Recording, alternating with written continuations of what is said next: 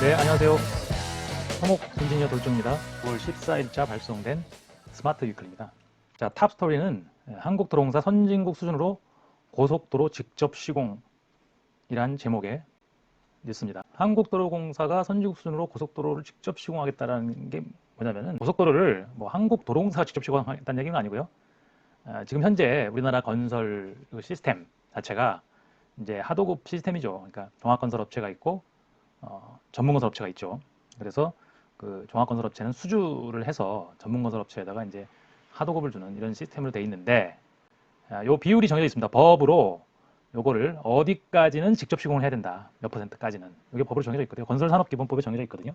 그래서 이제 그것을 될 수 있으면 수주를 한 종합시공업체가 해라. 그 비율을 높이겠다는 뜻이죠.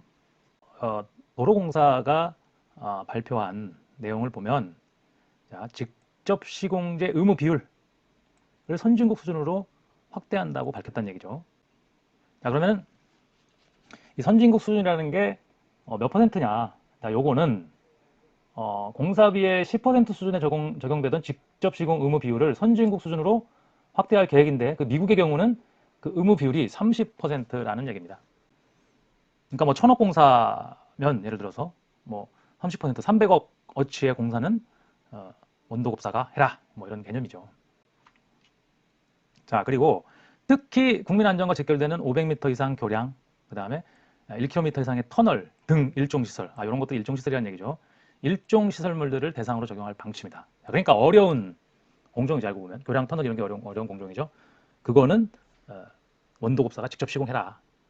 30%. 그러니까 이게 좀 애매합니다. 전체 공사가 1000억이에요. 도로라고 하면 뭐 도로에 토공 구간도 있고 교량 구간도 있고 터널 구간도 있을 거란 말이죠. 그럼 그 전체 금액의 30%인 300억이냐, 아니면 이 공종의 30%냐, 이런 게 좀 애매한 것 같습니다. 예를 들어서 이 공사 현장의 일종 시설이 30%이면, 그죠? 1000억 공사 중에 300억이 교량 터널이야. 그러면 그걸 전체를 다 시공해야 되느냐?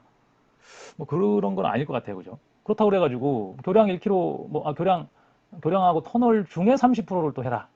그것도 좀 애매하거든요. 요거는 조금 더 내용을 더 살펴봐야 될 것 같습니다. 자, 이미 올해 서산영도 고속도로 대산당진강 건설공사를 시작으로 내년 이후 발주되는 사업부터 설문조사 등 건설업체 의견 수렴 과정을 거쳐 적용 여부를 검토키로 했다. 그러니까 디테일한 거는 아직 만들어지지가 않은 것 같아요, 방침이. 공사 관계자는 앞으로도 공사가 건설산업 선진화에 선도적인 역할을 수행할 수 있도록 노력할 것이다 라는 얘기입니다. 그러니까 선진화, 그러니까 해외에서는 실제로 그 직접 시공 비율이 높다고 하더라고요. 그래서 그게 이제 선진화라고 생각하는 거고, 현재의 이 일련의 건설 관련 사고들 있죠. 광주에 그 철거하다가 무너져가지고 붕괴돼가지고 또 버스를 덮친 사고, 그 다음에 검단 요번 사고, 그 다음에 뭐 화정 아파트 사고들이 터질 때마다 불법 하도급에 대한 그런 것들이 수사가 되기도 하고, 뭐 그런 문제점들이 지적되기도 했거든요. 자, 그래서 요거 관련해서 제가 직접 시공 비율과 관련된 걸 한번 찾아봤습니다. 예를 들어서 서울시도 얼마 전에 직접 시공을 해야 된다라고 이제 이렇게 그 발표를 한 적이 있거든요. 자, 여기 보면은 제가 직접 시공 서울시로 검색을 해보면 서울시에서 공공 발주공사 주요 안전공정, 직접 시공. 서울시에서 이런 발표가 나왔어요. 그럼 여기 읽어봐도 아까 제가 말씀드린 뭐 화정 아파트 붕괴 뭐 여러 가지 그런 것들이 결국은 그 하도급 시스템에서 나온 문제다라고 보고 있어요. 실제로 이제.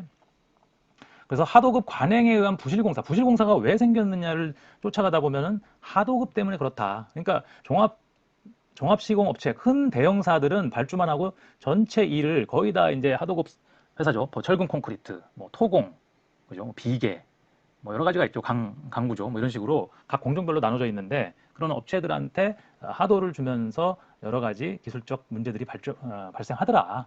뭐 그런 원인 분석이 돼 있고, 그것을 해결하기 위해서는 수주한 시공사가 직접 시공하는 비율을 높여야 된다라는 얘기고, 이 서울시 얘기는 공공공사 발주 주요 안전공정 직접 시공해야 된다라는 얘기를 한 거죠.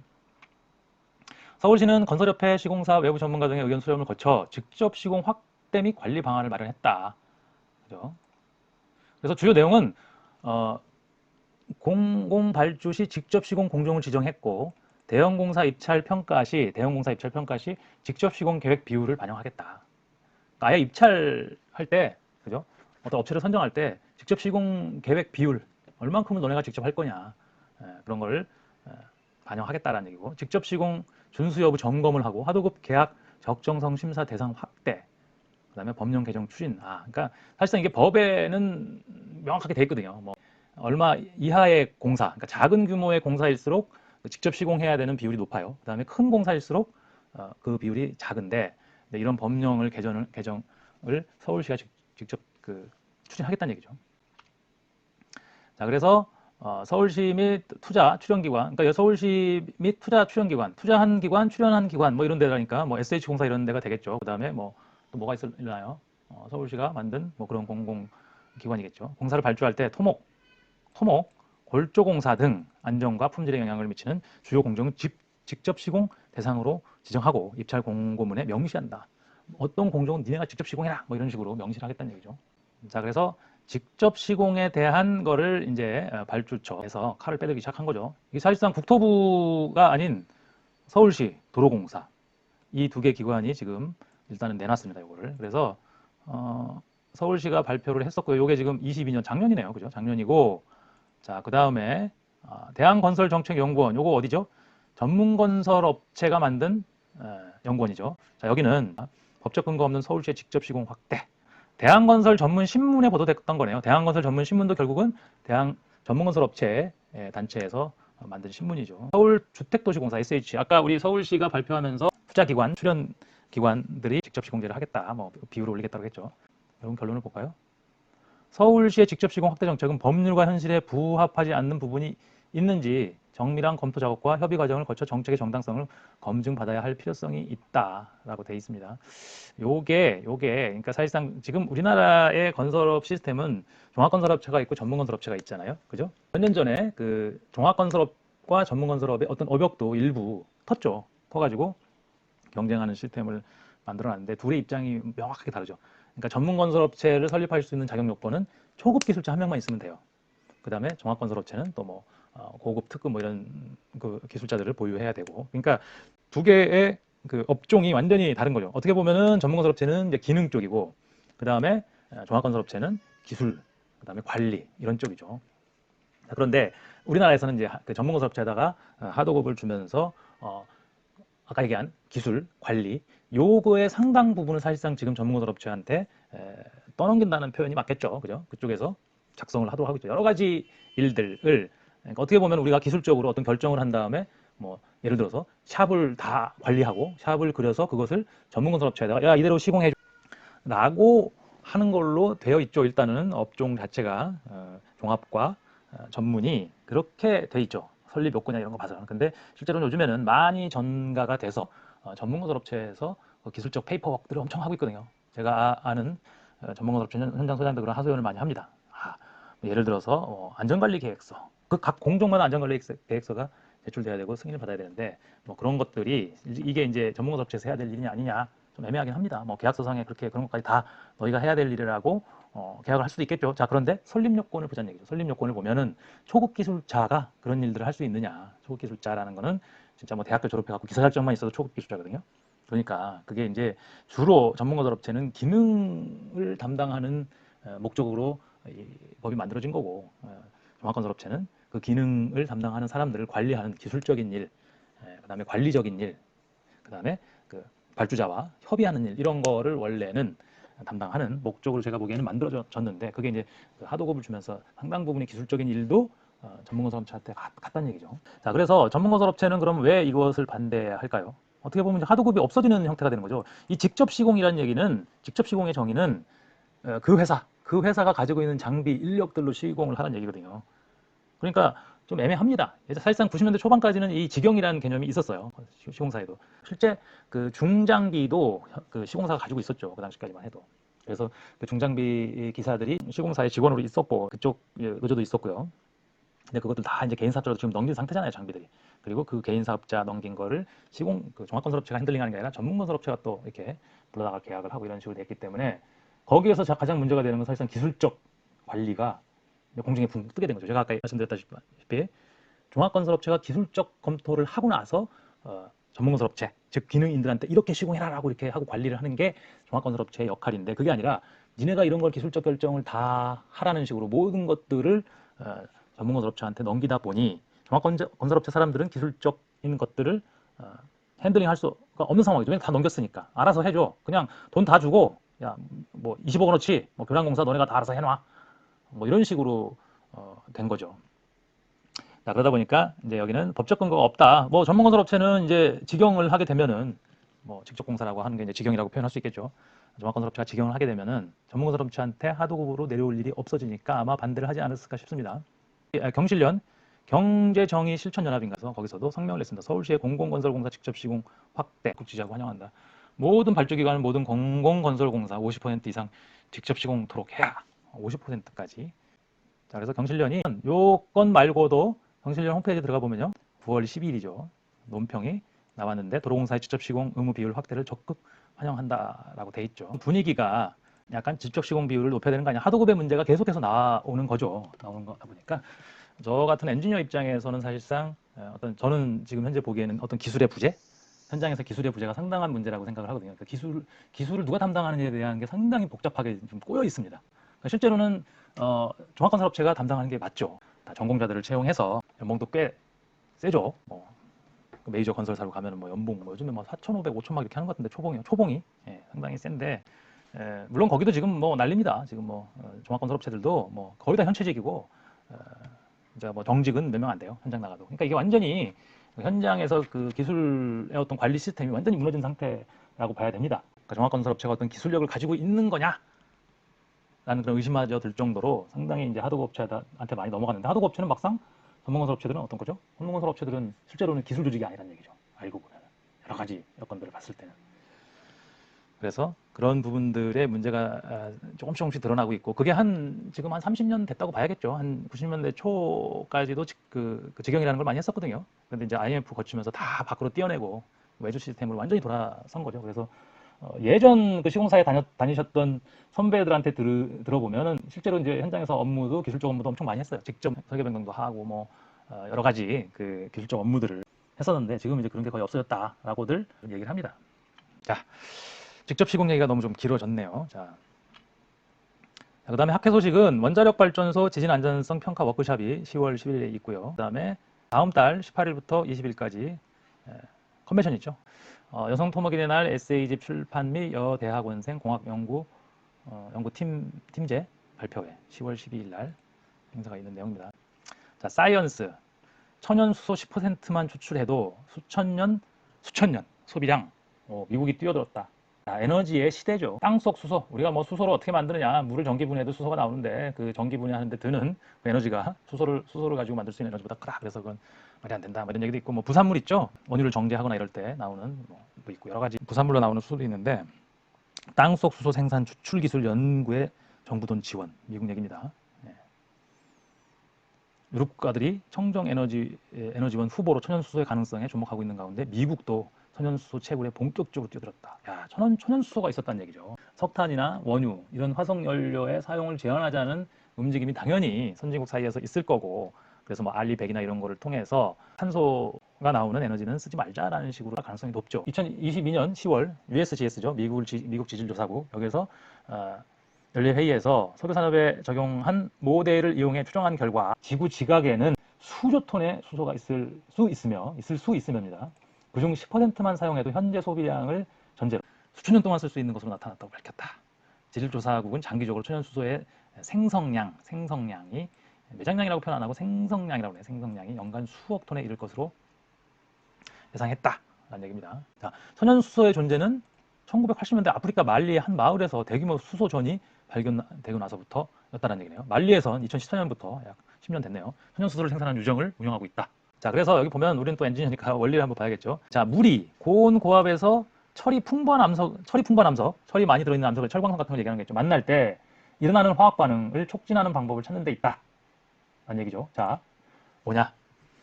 여기서 이제 철이라는 거는 녹이 슬잖아요. 산소를 만나면 녹이 쓰는 걸 우리가 산화라고 하는데, 자, 삼석화라고 불리는 이 반응이 일어나는 과정에서 수소가 나오기 때문이다. 자, 철이 물 분자로부터 산소 원자를 뺏고 수소를 방출한다. 요거를 촉진할 수 있는 어떤 그 지원 프로그램을 만든다는 얘기죠. 아무튼 민간에서도 천연수소 탐사와 관련한 움직임이 활기를 띠고 있다. 그런 얘기입니다. 자, 그 다음에 사이언스 두 번째입니다. 화성 정착 꿈 이루어지나 미 나사 산소 발생 실험 성공자. 화성 무인 탐사 차량 장비 통해 2년간 실험 진행. 작은 개 한 마리가 작은 개 한 마리 사람이 아니라 10시간 호흡할 수 있는 양의 산소를 생성했다는 얘기죠. 실험은 탐사 차량이 화성에 착륙한 뒤 약 2년 동안 진행됐다. 탐사 차량에 탑재된 몫이는 화성에 풍부한 이산화탄소 중 일부를 산소로 전환하는 방식으로 작동한다. 아무튼 현지 자원을 가지고 산소를 만들어야지 거기서 정착을 할 수가 있겠죠. 자, 그 다음에 한국도 찍었다. 다누리, 달 남극 착륙, 찬드라얀 3호 포착. 달 남극에 인도에서 착륙선을 보내가고 성공적으로 착륙시켰고, 찬드라얀 3호가 남극에 착륙한 사진을 다누리, 우리나라 인공위성이죠. 거기서도 찍었다는 얘기죠. 자, 그 다음에 건설 꼭지입니다. 퇴직금도 안 받고 나왔다. 건설산업 떠나는 MZ 잡아야. MZ 세대의 사고방식 이런 거 많이 바뀌었죠. 그죠? 주 52시간이요? 현장 나가면 하루 12시간 정도 12시간도 넘는 근무에 주 6일 일하는 건 기본이에요. 지방이나 해외 관령을 감당해야 된다. 지방 근무, 해외 근무. 그것도 알고 있었지만 무엇보다 워라밸, 일과 생활의 균형이 안 지켜지니 너무 힘들더라고요. 결혼은커녕 여자친구도 못 사귈 것 같아서 11개월 일했는데 퇴직금도 안 받고 나왔어요. 그래도 후회는 없어요. 최근 국내 대형 건설사에서 공기업으로 이직한 30대 A씨 한판이다. 탈건이라는 말 많이 쓰나 건설업계 탈출. 탈건 현상은 어제와 오늘의 일이 아니다. 대한건설협회가 조사를 했는데 기술 인력이 부족해지고 있고 원인의 80%는 기업이 청년층 진입이 적다고 답했다. 청년층이 부족한 이유로는 조사 대상 기업의 48%가 근무 여건 및 복지 부족이다. 라는 얘기죠. 최근 재밌는 현상이 수출에 나타났다. 건설사들은 젊은 기술 인력이 없어 허덕이고 있는 가운데 소위 노가다로 불리는 건설 현장에서 20, 30대 세대들이 보이기 시작한 것이다. 그러니까 기술직들은 떠나고 기능공들은 약간 들어온다는 내용입니다. 자, 그래서 이들이 건설 현장에 뛰어드는 기능직들이죠. 기능직들이 건설 현장에 뛰어드는 이유는 단순하다. 규칙적이고 일한 만큼 받는 구조. 자, 기능직들은 칼퇴근 한다는 얘기인가 봐요. 그죠? 기술직들은 현장에 그 작업이 종료가 되고 그 뒤에도 또 내업을 보통은 하죠. 자, 그 MZ세대가 육체노동으로 불리는 손노동에 등장하기 시작한 것은 비단 건설 현장에서만 국한된 것은 아니다. MZ세대들에게 타일이나 페인트 기술자, 목수 등 손노동 직업의 가치가 재평가되고 있다. 그런 얘기죠. 근데 아무튼 이쪽엔 유입이 되고 이쪽엔 이제 탈건을 시도한다라는 건데 디지털 시대에 사무직의 한계를 느끼고 보다 전문적인 노동을 선택한 것이다. 자, 그다음에 젊은 건설 엔지니어도 리더 될 수 있어야 산업 성장한다. 이 얘기는 제목은 되게 이제 어디에서 어떻게 이런 얘기가 나왔는지 애매하게 쓰여 있는데 이게 뭐냐면 건설 엔지니어링 협회에서 정책 포럼을 한 거예요. 13일 날. 염태영 의원실이랑 같이 했나 봐요. 그죠? 우리나라는 엔지니어링 관련해서 두 개의 큰 협회가 있습니다. 한국 건설 엔지니어링 협회하고 한국 엔지니어링 협회가 있죠. 그냥. 이거는 한국 건설 엔지니어링 협회입니다. 그냥 엔지니어링 협회는 건설 말고도 다른 종목도 많은데 여기는 이제 건설, 토목, 건축 관련된 설계사, 감리사들만 있죠. 여기에서는 이제 항상 PM입니다. PM 도입.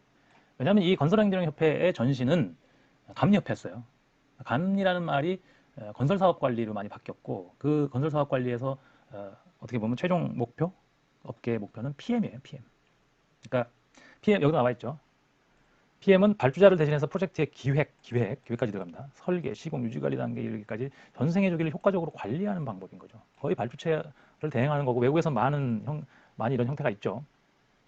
현재 건설사업 관리라고 칭하고 있는 CM은 컨스트럭션 매니지먼트보다 상위 개념이죠. 왜냐하면 컨스트럭션 매니지먼트는 컨스트럭션 그야말로 시공을 건설을 관리하는 건데 지금 여기는 뭐 설계, 시공, 기획부터 시작해서 CM은 발주청의 감독 권한 대응으로 기술 지도와 감리 등을 주업으로 하고 있다. 근데 그게 아니라 이제 PM으로 더 고차원의 산업 종류를 만들어야 된다, 활성화해야 된다 이렇게 얘기를 하고 있는 거고 여기도 똑같은 얘기가 나오죠. 또 반복됩니다. 인적 역량에서는 산업의 오랜 문제로 꼽혀온 우수하고 젊은 엔지니어 육성을 제안했다. 진경호 위원에 따르면 2021년 기준 산업 내 40세 미만 건설 엔지니어 비중은 12.1%에 불과하다. 이는 5년 전인 17% 대비 5% 가까이 줄었다. 젊은 사람들이 40세 미만이죠. 젊은 사람들이 많이 줄었다. 보통은 이제 대학 졸업하고 입사를 하면은 엔지니어링 회사 같은 데 입사를 하면 뭐 거의 30은 돼서 요즘 입사하죠. 그러니까 10년 내에 그죠? 30대에 비율이 많이 줄었다. 10년 내에 많이 떠났나 보네요. 5% 가까이 줄었다. 이 흐름을 막지 못하면 10% 밑으로 떨어질 것이라는 진단이다. 그래서 이를 해결하기 위해서 디지털 전환과 함께, 디지털 전환 너무 많이 나와요 요즘에. 디지털 전환과 관계없습니다. 제가 보기에는 디지털 전환은 오히려 엔지니어에겐 독이라고 저는 생각하는 사람인데, 디지털 전환과 함께 젊은 엔지니어가 리더가 될 수 있는 환경을 조성해야 된다. 젊은 엔지니어가 리더가 될 수 있는 환경을 조성해야 된다. 이게 무슨 얘기인지 모르겠네요. 젊은 엔지니어가 어떻게 리더가 되죠? 30대 엔지니어가 프로젝트를 리딩할 수 있나요? 아닌 것 같은데, 이거 뭔가 조금 애매합니다. 이거 제가 행사 때 직접 보지 못해갖고 좀 애매합니다. 이거 젊은 엔지니어가 리더가 될 수 있는 환경을 조성해야 한다. 조금 느낌이 싸한 게, 자, 건설 엔지니어링 협회, 그 다음에 엔지니어링 협회, 사실상 오너들의 단체거든요. 엔지니어들의 단체는 아니에요. 그러다 보니까 이 두 단체가 지속적으로 주장한 게 PQ 만점의 조건을 낮춰야 된다라고 계속 주장했거든요. 혹시 그 얘기가 아닌지 심히 의심이 됩니다. 확인된 건 아니지만 젊은 엔지니어가 리더가 될 수 있는 환경을 조성해야 된다. 이거 좀 애매한데요. 지금도 PQ 점수 만점의 조건을 상당히 낮췄거든요. 과연 그게 엔지니어링 업계의 엔지니어들의 위상을 높이는 데 도움이 되느냐? 저는 솔직히 좀 반대거든요. 왜냐하면 사실상 자기가 어느 업종에 들어가서 누군가를 모델로 삼고 내가 향후에 내 모델은, 향후에 내 모습은 저 사람들이야 라고 하는 게 지금 없어요. 우리나라에는. 왜 그럴까요? 조직 내에서, 그 회사 내에서 어느 위치에 올라가면 그 사람이 업계에서 상당한 그 위치에 있는 사람들인데, 그 사람들의 모습이 결코 자기가 원하는 그런 미래의 모습이 아닌 게 문제인 거거든요, 지금. 물론 PQ 제도가 누군가를 PQ 만점을 만들어서 그 사람이 진짜로 능력이 있다 이런 거하고 관계 없을 수도 있지만, 나름대로는 윗사람들이 나중에 연봉도 많고 예를 들어서 어떤 권한도 있고 뭐 이런 모습이어야지 자기도 거기를 향해서 이렇게 매진을 하는데, 점점 더 어떤 PQ 만점자, 사실상 뭐 공공사업에서 사실상 PQ 만점이 되게 중요하거든요. 낮췄다. 그렇다고 해갖고 이 사람들이 PQ 만점을, 젊은 사람들이 PQ 만점을 받을 수 있는 것도 아니에요, 사실상. 왜냐하면 그 사람보다 더 선배들이 있기 때문에 그냥 만점 대상자들은 정해져 있어요. 한 회사에서 관리를 하고. 애매하네요. 아무튼 요거 내용이 뭔지 모르겠네. 자, 그다음에 건설정책연구원, 건설 경기 부진 장기화 우려, 산업 활성화 고민해야. 요 얘기는 아마 부진 장기화가 우려된다는 거는 지금 고물가, 그죠? 자재비 많이 오르고 인건비 많이 오르고 전체적으로 실행률이 지금 떨어지고 있고, 그 다음에 SOC 예산도 지금 실제로는 뭐 거의 조금씩 줄어가고 있는 거나 다름없죠. 그 다음에 성남시장 정자교 붕괴 중대 시민재해 1호 피의자 입건. 이 내용을 보면 사망자 유족이 고소장을 제출했네요. 경찰 조만간 소환 조사할 듯. 신 시장 책임질 것은 지대, 규명될 건 제대로 규명돼야. 지난 4월에 이제 캔틸레버가 꺾이면서 2명이 추락해서 1명은 사망하고 1명은 다쳤죠. 그래서 사망한 유족이 시장을 중대재해처벌법 중에 중대시민재해 혐의로, 그러니까 보통 중대재해처벌법이 뭐 그 회사 조직에서 어떤 사람이 일을 하다가 사망하면은 그 책임이 누구한테 있느냐? 그 대표가 안전에 관계해서 챙기지 못했으니까 대표가 형사처벌을 받아라. 이런 게 이제 중대재해처벌법이죠. 근데 이제 중대재해처벌법에 뭐도 있냐면 일반 시민이 다치거나 사망했단 말이죠. 그러면 그 시설물을 관리하는 조직의 장이 관리를 안 해서 다치거나 사망한 거 아니냐, 그러면서 이제 처벌하는 그런 내용입니다. 중대시민재해는 공중이용시설에서 사망자가 1명 이상이거나 2개월 이상 치료가 필요한 부상자 10명 이상, 그런 부상자들이 10명 이상 나오는 재해를 말하는 거네요. 이 법이 정한 공중이용시설에서 교량은 연장 100m 이상인 경우가 해당한다. 정자교는 총 108m 딱 넘었네요. 법적 책임은 시설을 총괄하는 자, 즉 지방자치단체에서는 장이 되겠죠. 유지 보수를 소홀히 해서 이런 사고가 났다라고 이제 유족은 시장을 고발한 거죠. 아무튼 첫 그 시민재해 사건으로 입건된 겁니다. 여기에서 이제 성남시장의 입장을 한번 보죠. 책임질 것은 지역적인 것만으로 성급한 결론을 내매 그치는 것이 아니라 규명될 것은 제대로 규명돼 또 다른 제3의 사고를 막아야 한다. 이렇게 얘기했는데, 교량 노후화와 제설제 살포, 동절 융해에 따른 교량 사고 위험은 전국 어디서나 비슷한 상황이고, 캔틸레버 공법을 활용한 교량 설계, 시공상 문제는 없었는지 묻지 않은 채 지자체의 관리 책임만을 묻는 선에서 끝나서는 결코 안 된다. 자, 결국은 성남시장 입장에서는 이게 설계하고 시공이 잘못된 거 아니냐, 시장이 모든 책임을 져야 될 문제는 아닌 것 같다라고 얘기하는 거죠, 그죠?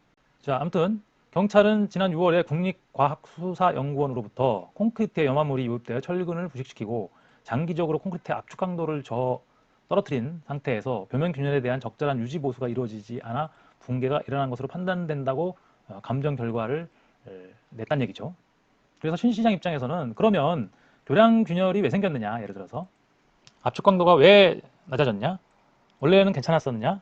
원래는 균열이 없도록 설계가 된 거냐? 약간 뭐 그런 거를 따져봐야 된다. 자기가 단순히 관리를 잘못해서 이런 것은 아니다. 라는 얘기죠. 자, 그 다음에 경찰은 중대시민재해 혐의 입건과 관련하여 법리 검토 결과 은수미 전 성남시장, 요 전 성남시장이죠. 에 대해서는 형사 책임을 물을 수 없다고 보고 수사 등에서 제외하는 방안을 하는 것으로 전했다. 그러니까 지금 현재 사고가 나면 현재 시장이 책임을 져야 된다라는 게 법리 검토 결과라는 얘기죠. 자, 그 다음에 이제 글로벌 꼭지입니다. 글로벌.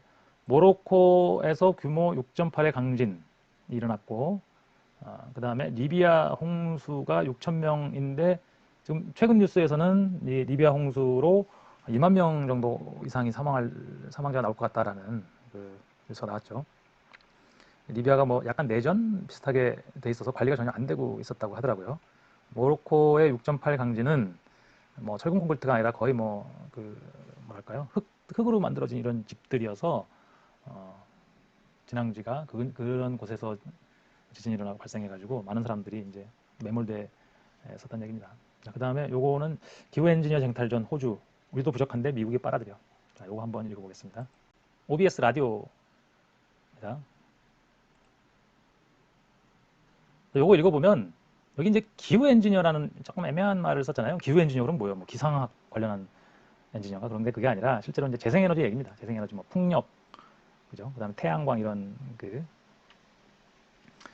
그래서 뭐 여기 나와좀 엔지니어가 되게 환상적인 시기지만 인력 공급에 확실히 어려움이 있다. 그래서 호주도 매장량이 엄청나죠. 뭐 석탄, 특히 석탄 이런 매장량이 많은 걸로 알려져 있는데, 아무튼 호주도 재생에너지 쪽으로 전환을 하려고 하고 있는데 그런 엔지니어들을 뭐 대부분 다 토목 엔지니어겠죠. 결국 이게 건설이니까. 예. 뭐 태양광이라 갖고 태양광 패널을 만드는 건 제조사에서 만들지만 그걸 현장에다 설치하는 거는 뭐 토목 엔지니어들이 하는 거겠죠. 뭐 풍력 타워나 이런 것도 마찬가지고, 해상 풍력이 됐건 육상 풍력이 됐건. 녹색 일자리라고도 표현을 하는데 그 녹색 일자리라는 게 결국 뭐 다 건설 관련한 일자리겠죠. 그런 그 엔지니어들을 미국에서 엄청나게 땡기고 있다는 얘기예요. 그러니까 미국도 뭐 선진국이 다 그렇겠죠. 주로 유럽이 여태까지는 이제 그런 재생에너지의 시장을, 그러니까 재생에너지 확대에 대한 정책을 강력하게 펼쳐왔는데 미국은 약간 스탠스가 달랐었죠. 근데 이제 뭐 당연히 전 세계적으로 지금 뭐 알리백이나 이런 걸 통해서 재생에너지를 써야 된다는 그런 주장들이 당연히 설득력을 얻고 있는 단계가 돼 있죠. 그다음에 최신 소식에는 이제 공법선정위원회, 뭐 제안서 평가위원, 뭐 이런 그 전문 그 위원들 모집 공고가 있으니까요. 한번 관심 있으면 찾아보시고. 그다음에 이제 핫클립입니다. 이제 유튜브 영상인데 토목학회 채널에 들어가 보시면 선배들이 들려주는 토목 이야기 갖고 이제 그 학생지회가 있어요. 토목학회. 그래서 거기 활동하는 학생들이 나와서 토목과에 오게 된 계기나 뭐 이런 것들을 재밌게 이렇게 만들어 놨더라고요. 그러니까 지금 이제 수시원서 쓰는 수시원서 쓰는 시기에 맞춰서 올린 것 같아요. 수시원서 쓰는 게 아마 지난주, 그죠? 어젠가 그제까지 끝났을 거예요, 아마. 자, 그 다음에 세상을 바꿀 12가지 놀라운 수력 발전 기술. 요것 있고요. 요게 이제 수력 발전 기술이, 그러니까 사실상 우리 토목 엔지니어들은 우리나라에서는 뭔가 이렇게 막 도로, 뭐 철도 이런 거 교통시설만 다루는 걸로 약간 이미지가 세팅되어 있는 것 같은데, 실제로는 뭐 외국에서는 모든 건설이 다 토목이다 보니까 뭐 플랜트부터 시작해서 뭐 이런 발전 시설 뭐 이런 거 다, 특히 이제 이런 수력 발전이라는 거는 그 물을 이용하는 거니까 뭐 어떻게 다른 전공에서는 할 수 없는 일이에요. 조력 발전 이런 것도 마찬가지고, 파도를 웨이브를 이용한 뭐 그런 발전도 마찬가지고 다 토목 엔지니어들이 이제 필요한 거죠. 자, 그다음에 마지막 요거 영상 한번 같이 보시겠습니다. 로체포트 브릿지 데몰리션인데, 요거는 이제 그 철도교인가 봐요. 옆에 새로 교량을 하나 놨죠, 지금. 그다음에 이 철도교를 폭파 해체하는 장면을, MODOT 비디오네요. DOT가 이제 뭐 각 주마다 교통을 담당하는, 예. 다시 한번 보실까요? 자, 뭐 카운트다운을 하고 그러겠죠. 소리 켜볼까요? 소리를 켜고.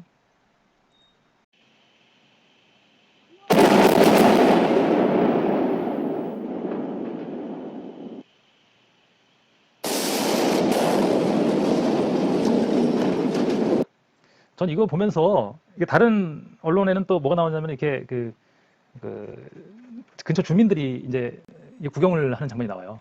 아무튼 오랫동안 자기 지역에 있던 교장이잖아요. 그걸 이제 해체하니까 이제 뭐 굿바이 하면서 사람들이 나와서 이제 동영상도 촬영하면서 이렇게 하는 게 나오더라고요. 세레모니를 하더라고요. 그래서 이게 그 작별하는 세레모니를 사실상 하나하나 이게 뜯어서 해체하면은 작별이라는 개념이 좀 애매하잖아요. 이거 한 번에 빠이빠이 하고 그냥 한 번에 팍 떨어뜨리는 이런 세레모니를 일부러 폭파공법을 한 것 같다는 생각이 들더라고요.